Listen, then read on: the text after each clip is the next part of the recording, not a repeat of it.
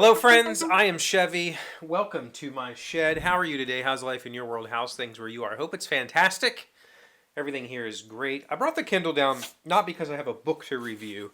I have a book to maybe not review. I don't know that I'm going to finish this book, but I started a book because I found it in my collection. It was something that somebody suggested years ago. They were like, "Oh, this book was fun," and so I bought it, and it's been sitting in my collection for a while. And so as I've been looking for things to read, I thought, well, this could be fun in a fun kind of way. Let me see if I can get the cover image up here. Cover, look at that. This book is called My Best Friend's Exorcism. I don't know when I bought it, but it's an older book. I think it was released in 2016. And if you've never heard of it, it is. If you never heard about it, I could kind of see why, but maybe not. Maybe that's me being harsh. There was this book that happened in 2011 or 12 or something like that. I don't really know exactly when, but I have the rough time frame in my head because I remember the craze about it. And that book was called Ready Player One. And it was a book that was basically just like an 80s male just jerk. Just all the nostalgia. Let's just all the things. Remember all those things from your childhood? Let's just pack it into this book. And it was cool and interesting. Like, I read it and I was like, oh, that was fun. But I also didn't think it was very inspired. I thought it was a pretty uninspired book. But the nostalgia was neat. Here we are like 4 or 5 years later. This book came out in 2016. At the same time, something called Stranger Things came out. So you could, I'm not going to say that either of these two people, either of the creators of Stranger Things or this author were inspired, but there seems to be, that seems to be the way things go. We hit a thing, somebody does a hit thing, it's the newest thing of its kind, and then now there's this cycle of people emulating that thing, which is 80s nostalgia. And that's partially why this book is just really... First of all, it's kind of a non-traditional book. It's kind of like a bunch of loosely laced together short stories, which is interesting. It's got a lot of mixed media. There's like satanic panic brochures and a whole bunch of stuff in here.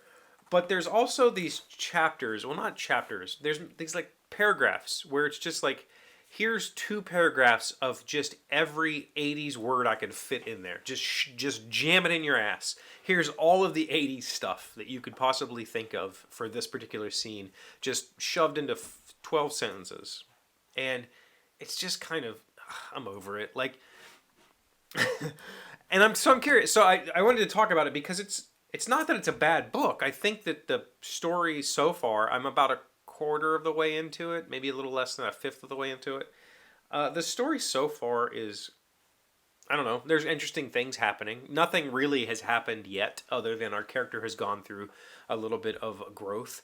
It started off in present tense, which was kind of, I'm not into this, and then it switched into past tense because it started telling past stories. The narrator's like, I don't really know how the narration is working here. It's a very odd book. But that 80s nostalgia, these are the only 3 examples I can think of as I sit here. But I'm also like way out of the loop on this sort of stuff. I don't go to the theater. I don't watch television. I haven't had cable in my house for over 10 years, like 15 years. I haven't had cable. So I don't know. I don't really social media. I mentioned the other day that I've stopped using it, but when I used social media, it was just about board games. It was just me putting thoughts into the world and then hoping people would follow up. I don't really look at other people's social media posts. I never have. I've never been a scroller. Like, what are you talking about? So I don't know. I'm positive that these aren't the only 3 examples. I'm positive there was something before Ready Player One that was 80s nostalgia laden. But I feel like that really started the popularity of that book, and then the subsequent film really kind of took that whole, like, now we have a whole genre of 80s nostalgia stuff. And I'm curious to know what else is out there. Because this one isn't it for me. It's okay. I might finish it. I'm going to continue reading it today and see how I feel by the end of the day. But I don't tend to continue reading things I'm not super enjoying. Unless it's a study. Like, if I'm studying it, fine. I'm not studying this. I don't really know that there's anything in here to study. I'm not really sure what's going on in here. But there were some, so far that I've gotten to in this book, there have been some creepy moments that were very well handled, very well written. I felt personally disturbed, which is, I think, the best part of writing or of reading or experiencing horror fiction is feeling personal disturbances from it.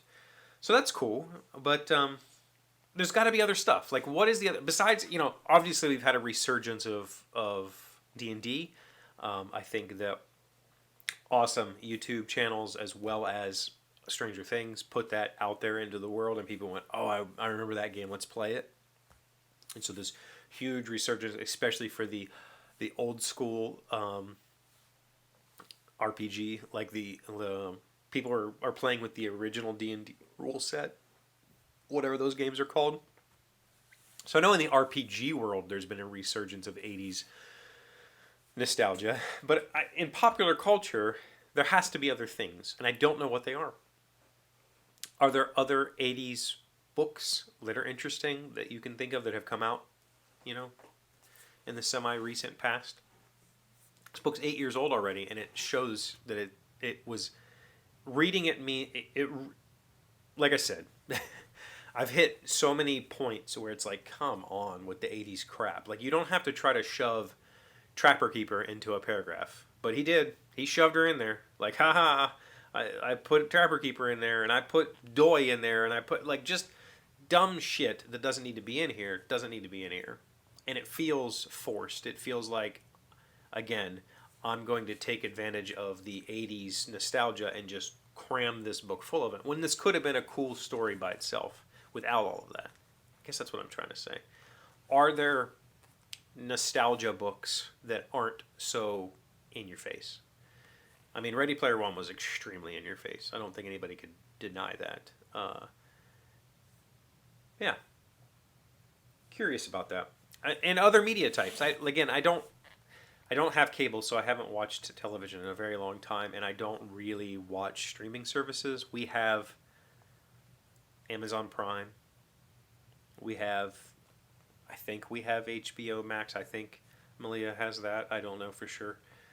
I don't think we have Netflix. I don't think we have. We've had Peacock before, but only we'll buy it for a month just to watch whatever show she wants to watch and then cancel it. Like, we don't keep any of those services running. But if there's something that I should see, something that you think is important, then I could always pick one of those services up for a month and watch a few things and then let it go. But I very, very rarely do that. So it'd have to be special. But let me know in the comments.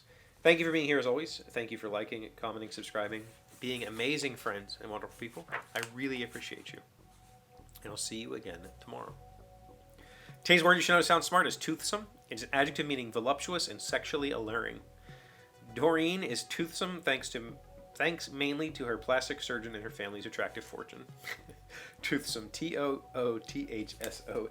I wouldn't have thought that. Like, so does that mean that Toothless, the dragon, was very unattractive? Is that just a really bad dad joke?